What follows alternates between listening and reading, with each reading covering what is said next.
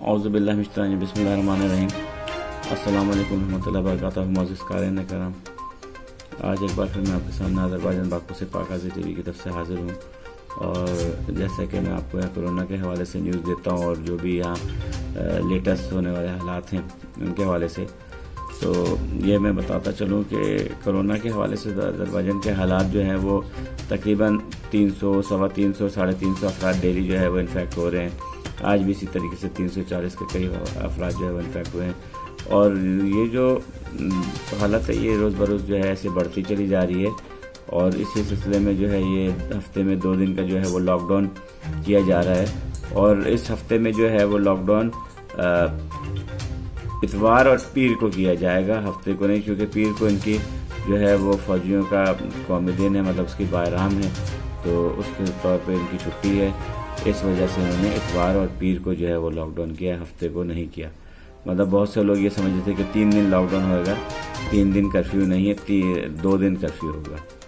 تو یہی خاص خبر مجھے آج آپ تک پہنچانی تھی، اور اس کے علاوہ اپنے پاکستانی بھائی جو ہیں جتنے بھی ان سے یہی کہنا تھا کہ وہ باہر نکلتے ہوئے احتیاط کریں۔ اب بسوں پہ بہت خاص طور پہ جو ہے ماسک کے لیے جو ہے وہ جرمانے ہو رہے ہیں، بسوں میں، میٹرو اسٹیشن میں اور پبلک پلیس پہ جو ہے وہ ماسک ضرور پہنیں، اور خاص اس کا جو ہے اس کی احتیاط کریں۔ اور کل جو ہے وہ اپنے لوگ سارے جو ہے وہ راشن ڈلوا لیں، کیونکہ پرسوں اور ترسوں 2 دن جو ہے وہ چھٹی ہوگی۔ اور کرونا کے حوالے سے